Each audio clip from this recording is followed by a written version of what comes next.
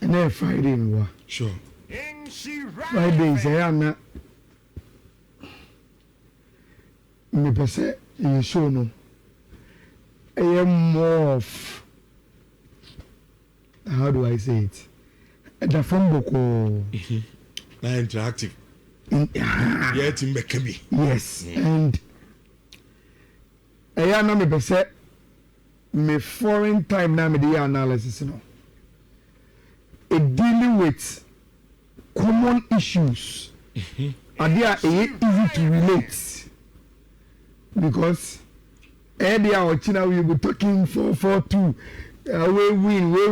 way you can't too much in Tiana Friday be and I am say sports no obi etia eya in the pakono obetimi aka say oh ade area ampa I am more of your daily life and no more existence around us a link with sports now rich and me be kind with incredible story otia it will touch you now the lesson a woman and say ebe so cry and you'll be amazed me your story no from any class I'm not no I almost cried.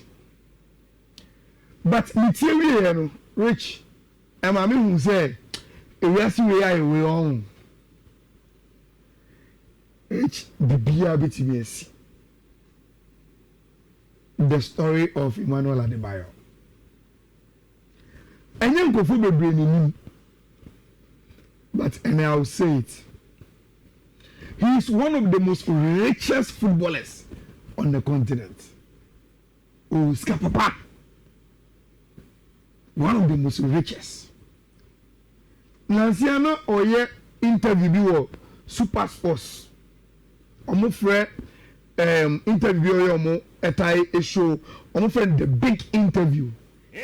Ana in the bakono interview ni busa ne say ɛyɛ oni African players ni bi din ko no so or Kudus number or party number or a lot of players number. Now, or time from no more no because of Promusica, because players in him say he's 10 times richer than all of them. Rich Adebayor with Kapapa. No, for him to say, oh no, or 10 times richer than Thomas Partey. Oh, yes, also scratch your and then Adebayor too rich. Adebayor cash. Oh, not is no. Oh, cash. Na nkraman nkwadi adum bedi no asemu again rich you one of the few footballers on more continent so akuma papa oyadoye oyankofo papa ohuni pamobo anya shekra Ghana akra there so we can relate with funny face but rich Adebayor story no. There is a miracle to it. Adebayor say ya wonu Togo. Na baby ya wonu no. E Ghana ni Togo border no so pe. E ho no mate. Enti omo no say o Togo na oba Ghana no e just ona omo nanti no mo twa border no maba. Ana utie ni dina minchi every Nigeria enti so what Adebayor he is one of the unique enipa or a Nigerian background Togo by birth Ghana by association. Now Rich, this is the story. Who's a footballers omo na babo but ubeji ni say Rich yawo Adebayor no osinu osade but bibia ni ma me da so ka kire ni say oniya to 5 years na untimi nante. Wow. Yes. Enti say wawo akra foforo or statisa or yeah when you say there or be reach 5 good years Adebayor say no nante da you couldn't walk into the be not from no area ni mami di na chini asofufuo ni enuro ni fa we twitwi no fa haba we dare no ayi fa no fa no koy omu di na ko get bia for 5 years on tina na so say that then obi recommended say omo fa nembra Ghana sofu bi e o Ghana obebọ mpaya rich also say omo be duru Friday a sofu ni ka chi ne maame ni say obawe se me ye de metimi aye bia every Friday we by Monday so when timi ansori ananti a on nanti biem on timi nanti. Wow. Rich, when you are listening to him saying the story, you get emotional. Rich. So I was actually I heard your hammer, na ye bompaye, ye ni say, ye garin way. Still on timi nanti. Monday na no pa ba Adebayor ntimi nante na unsa normally sa uko prayer camps na Ayala sa asoye no wo ho a omo compound e wa asoye nanim so no sa ono nim de ekoso enti me ma me mo asoye ni inside omo bompaye ana akra I saw omo ni to asoye na abonti so say uri oni agodi a praying. Rich, Adebayor say the compound of the prayer camp no na chipe I am comforted oh na uti say go for bobo ewo asoyin dan no echi omubo na ball no ati so bi am short na afa wo no na be to asoyin dan compound no baby a otina all ya no Rich also who say encrade so who say more earlier na odi Rich I say by the time the bush your for obi tie say mobana so yin so onanti o no say na born ni woli na obi achi no who dey can then you got up until the first steps as Adebayor Rich was to go after a footballer obi bo encrade ba abe to the compound of a prayer camper you na bo say be bon pa say na be obetimi ananti na osi mami na wotie mu say moba na sorry nanti no from asori dem ho so follow to the congregation any na busiafo no omagba asori so be bon pa when they go to the front of asori no who say ojina bo dem no everybody started to cry because omu wuda akwan ontimi nanti woni 5 years order so to form how and you say you say bu so aye bon pa ya ma no tell cry ya duru ni wona obi a wa say dem no o chesi bo on no so ya odi bo na chi Rich miracle was from there and we start say otimi to the steps and kakra ene enti baby o bi say no say board the man nanti so on the story no was it divine and I say he was destined to play football because a boy chino dia only the first steps and just you know when he became one of the most famous footballers we are seeing the biano said they didn't cost we are seeing and you koda the bia or jin who say the story you know it is so unique I was saying the can want some sana and you see now tell story na say which an mini story be a better say nippon cry than Emmanuel say Adebayor story no yes it and in the 9 na no intimi fan nanti no and no dey nya all the sikali ni din any ni fame any ni bibia wa asase we so Watching you 1995. Oh, YouTube was wow. What a story. Yes. But really emotional. Yes. What we have say oboa. So you have say the child to be ana. But he says that is a story. 5 years no nanti. Now rich. Inti nine attention any the way you see Adebayor star striker lanky one. Rich, that is the beginning of who he is. And now we're not into for 5 years. And so we're sorry, Nancy. And see, another Friday, you find say crying. It may take long. If you are going in the son of a son. But then Lenny, it will come. And yet, yes. If you are destined for it, it will come. No matter how late because the Adebayor story. No, I could have 5 years. Oh, rich. I could have won a watch from Pano. Should be 1 year, maybe a bed, 3 months. No, watch it. This is a coin here. You get worried. Yes. No, I'm not. 5 years a day. One year because I said, but no, not TV. Yes. And I just say, the bush of 4 beautiful. Rich. Everybody, Uncle. No, my miss, I hear from one for Uncle. Ah, you're Ghana. You didn't go to go, baby. Rich, not only your Togo. I said, I'm going to make a haven of the next Nigeria, Benin, Yedi, where Dareno, for West Sun and night, for where you say, for West Sun and Moon, for West Sun and Moon, for no common way no more Paya Mano, for no common way no Puno, at Yayin Bibia. None of it worked. Time of beer in Nina, Obiaso, he is condemned not to work again. Rich, in the space of nobody there. I know, sorry, so the bonnet. And by the time I'm crying, bet you move on the buyer, not Ojina.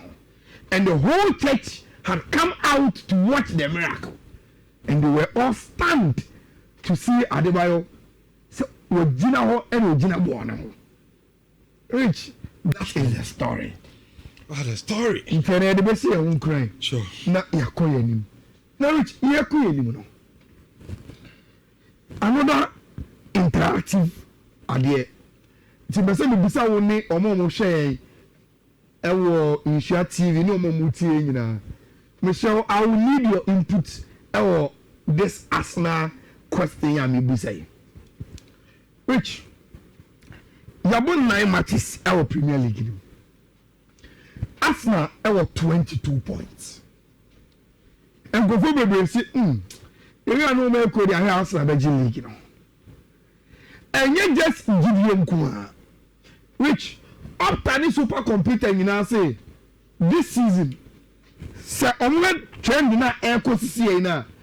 You have about 38 matches every year no. Now Arsenal league you know with 80 points. Until this is up to our final league table. Winning the high pa. You are playing 38 games. Wolves, West Ham, Nottingham Forest, Beko relegation. Top 5 according to Opta. Arsenal, Man City, Liverpool, Chelsea. That's a team Manchester United. Opta say football league you know. Number 10th. And I'm ready. Hey. Aye. And you are not playing on the ball. Say I'm here to also throw in Reviana. Yeah, but Nottingham Forest in the account. What do you go to 10? Yes. And see, there is Opta. Or the Chelsea to say? Chelsea 4th. Opta computer. No player. Opta predicted final table. I'm sure saying why I never quantity. Posted by Sky Sports and player. Okoa, I think it is the first graphic in that Sky is here. Norwich, your focus is on Arsenal. Okay. Say, Omunomuda league in the top, the real one no. And Obiasio, Omubetimi Aji. And a supercomputer say, Ampa, Omuyo analysis in your games in area, they will win it with 80 points. Which, say, if Saudi so I didn't win a Bebemua. And no man the number of goals are Arsenal betting after their winning matches. And how less they concede against the teams in the league. But Rich, so far, And before we bless you, you did about Arsenal 16 goals no Marcelo.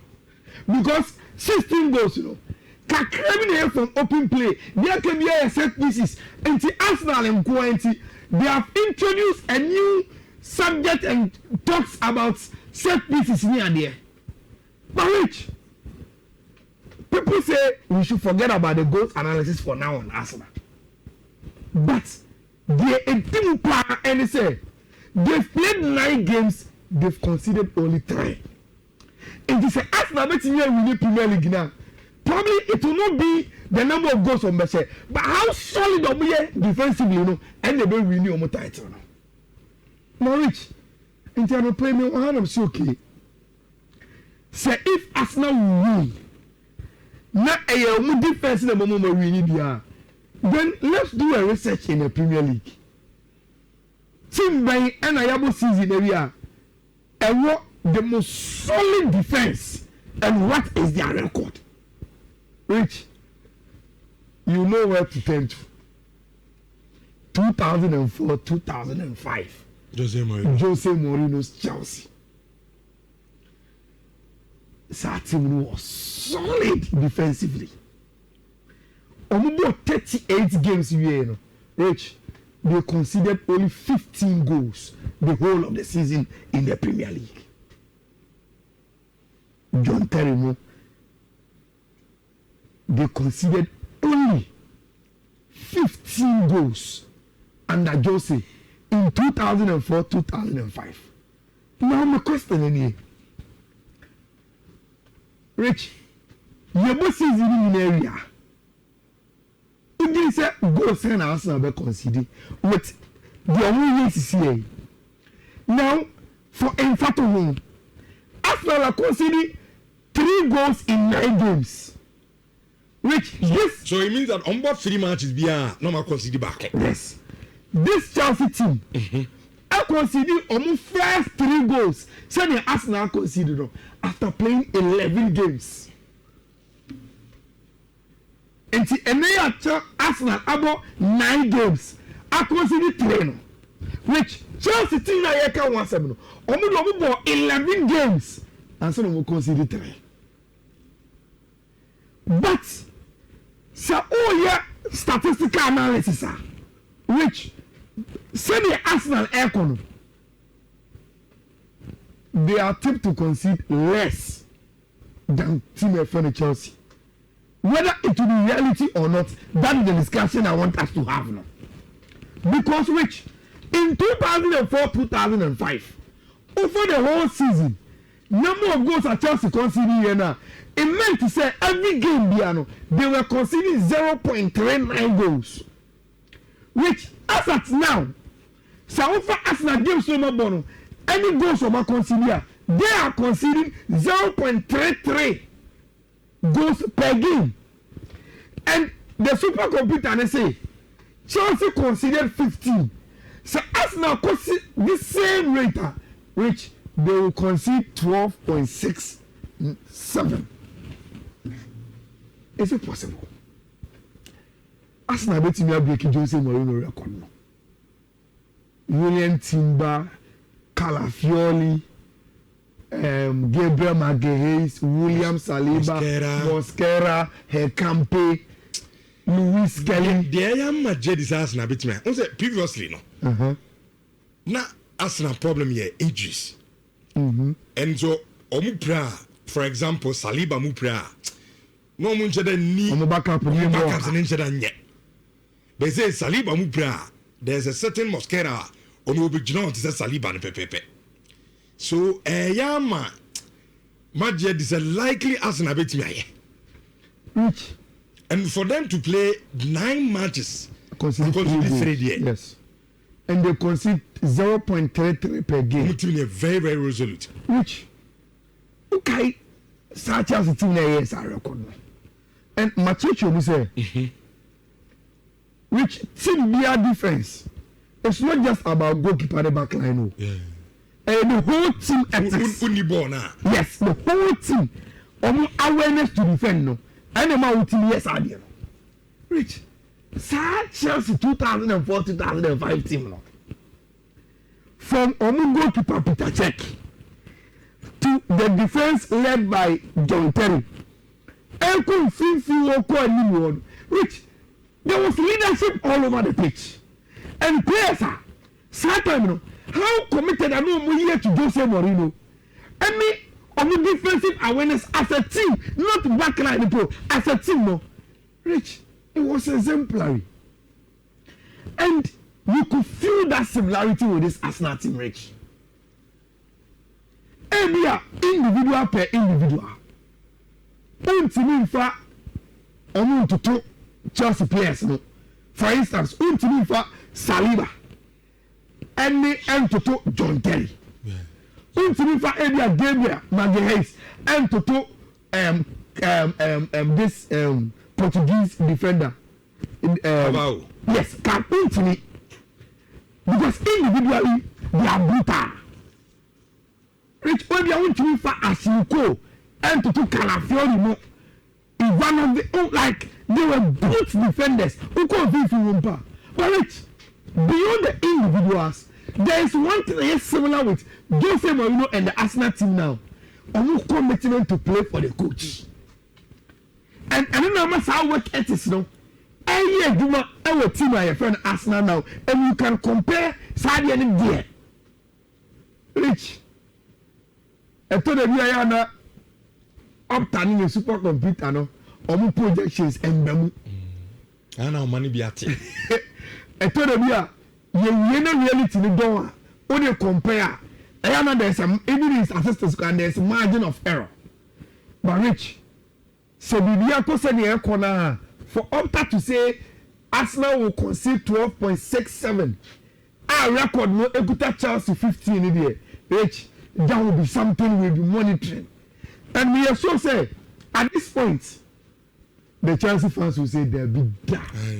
And the analysis from to say messages. Costa Zico say no, they can't break that record because Arteta isn't a defensive manager. But not now. He said Arteta will be 9 matches. I consider 3. Also now no defense. But and maybe Anna say normally any football no. There can't be a defensive Catanasi will be I can't turn out to me. If you answer, but like Ayala said, without the ball, how solid are we? Yes. And also, they are aware, said they have to be defensive without the ball as a team. Sure. And one way they are, and yet, in goal Conte Asian combination at two Debbie. But the two team ethics, you know, and I change it. I am coming here. Appear George, I say Ayala, getting to the latter part of the season. That is where you see Arsenal draw. Draw. Oh, no more bottle games, no. Okay. I understand. And you know, be adding come say yes, Arsenal team is very strong, very resolute. But Carter to stay through at the end. How consistent of course the season? Of course. And no be added out to them. Of course. And if God was just about 50 matches. I was saying 15. As I know who say, as I know Arsenal league no. Okay. But so we say 15 there. Yeah, 1-9. Yeah. And she do 15 no. Say 15 there and che. And it is by bed. By year ko December and the night you all monitor and you always come back to this analysis if Arsenal bet me breaking the record held by Jose Mourinho and Chelsea in 2004 2005 by conceding only 15 goals the whole of the season. Now Rich, before I met Arsenal again on Friday nti me say enkomo na ye di no ye and come out you can relate. Monsieur, me so so this video we I trend. You no pay. You around you a smart. Pangasa we are double. Oh yes, smart guy. I go play more Paris or France. Na His Excellency the President of Ghana. You are John Dramani Mahama. I go play more. Na I think he was addressing the Ghanaian community. And Dabo happens to be there. Na yentimi mbo voice ni there but uti as another boka Double was talking about the academy all year, and a choir president before so about Bomo academy no. Now almost so etimi and one how which you video we are no problem so okay. And yes, idea analysis be media set me bag mu a check pano. And I'm going to go far by name in a divine come. Which Nhyira say Ghana Yesubai Ama a lot of your classical and elite examples are you make nyanya for your youth football. Any mpempensuanka by this time sa examples na kwa kodu no because of Yesubai. Enti metie the double care anya shekra no which meaning say double C mean che but what pass as was so come by so or yet projects or you BB me what rich examples bear me person me bo omo sisi ani din na obi atia wo ka che omo so Ayala do si radio so say asa wo ya ekushini yes sir. And I will use an example and at least the person is no more. They are entitled liberty professionals as which say about youth football in Ghana. Any musica, nobody had it than the late Alhaji Slightete. See young producer players. I form crankra. Sikabo peche. Nobody has done it more than them. But which the last time I met Mokosha Liberty Professionals game more than someone. Rich, a kakakre come soon. Kind of. Yes. So when you full rich.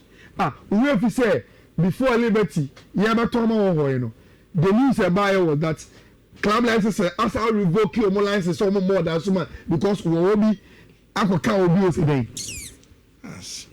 We do want to say Liberty Professionals. Liberty now. Don't bless. Yes, Ghana. Which player there? Is it Derek? Is it Muntari? Is it Essien? Asamoah? They all pass through this club. Sika club way a share from you football. There was nothing to show for it. Not investment in infrastructure. And I was wondering, say, and I say, now, Rich, this lead me to where I sit down. Forget about the past. Forget about past. But Rich, Uber Ghana, say, employ be a youth football is what try to do. No what? Because and there's okay youth football development. Any year, investing year, my elite standard practice a right to dream. My command Dean Suleimana. I'm your Kudus. A guy back on crowd is that Rasta guy be Rasta. Black Stars, Nanzegra. Yeah, Calib. Yes, right. Top players. Rich. Rich, no knows that information. You never say forget about the past. More latest one. Second is Obon first season we're talking about. Sure. West Ham Eton Kudus Emma Tottenham 55 million euros. Which FIFA memo say a transfer be club now auto player. Sika we need to play. You calculate 5% of that money for player no training and compensation. And I said the friend solidarity mechanism payment to FIFA. So what it means is that West Ham, Eton, Kudus, Emma, Tottenham for 55 million, which Kudus, the young training passed through a lot of teams, including Right to Dream from age 12 to 18. Rich, do you know, say, Nancy Kudus every West Ham akọ Tottenham.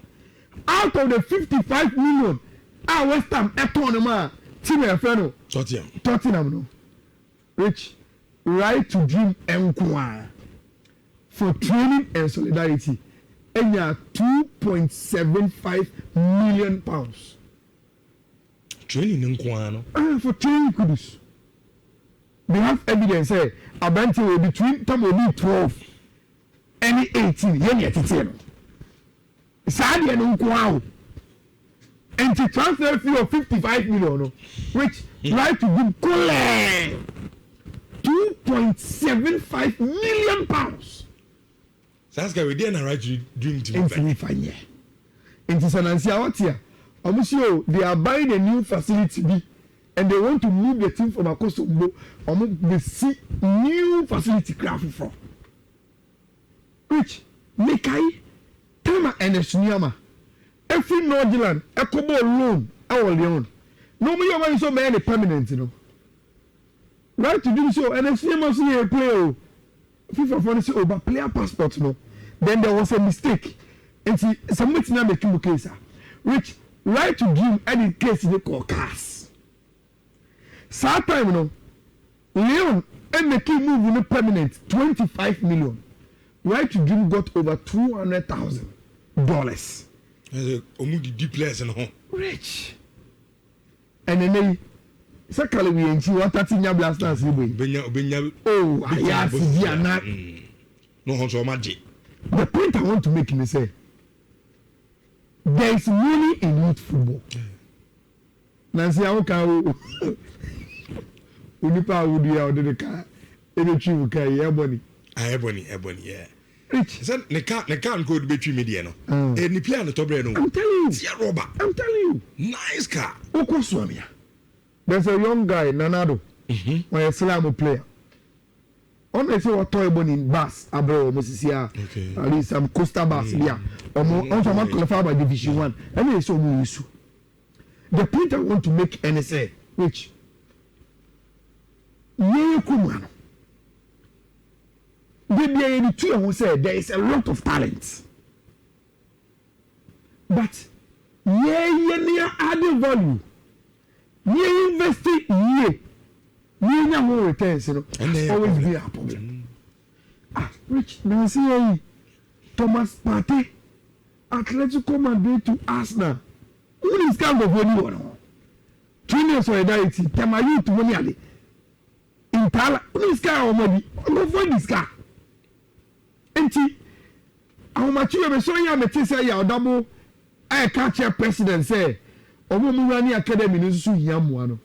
My only problem was that no credit they also need some sort of help, but a cutting across yencheni yesu baby mo just kana mo fa team what you say two player no and I said player no okọ no any 2.something idea in pounds. That's who said now we are not catching our binds on funny camera. That's the problem. That is the problem. And right to dream is not owned by Ghanaian. I have on there. No, until Ayala. As of my National Academy. You see? She talent a go waste with Kroma. You see? Of course, I said, Kronki. I'm ranting Bob, but. Rich, you can do it. It takes a visionary president and then conform to the phone to say, look, your job on a private sector for no more. But say also you compete on by say a national project. You didn't say you bet me you and your son for so. Say you go ni koko ni ade no. You bet me invest because right to do Munkwan should be enough an example. For how much youth football here, Sika Obetinya, and the about foot. Is there a crown of beach my address to say a dinga? A Cote d'Ivoire dinga. Honestly, a right to dream. Yes, oh, there are a lot of players. Me, I was surprised to know, say, Eric Bailly. Yes, he played for Liberty. He was once a Liberty youth player. ɛyɛ ɛnti ɛyɛ sɛ ɛnɛ sɛ liberty da so wɔ hɔ a ɛbi transfer bi a wɔayɛ biara no liberty didi solidarity wɔ ɛhyɛ ɔmo ko ne ɔmo nka nkyerɛ obiara clubs wɔ mu wɔ sika o rich nti youth football ne deɛ esi sɛ ɛyɛ ne yie a that is where one major aspect and wetin na fɛ disca utie olugbo komodo nkomo ayedi ba bi dia I think I will link of course same thing with the buyer because olugbo say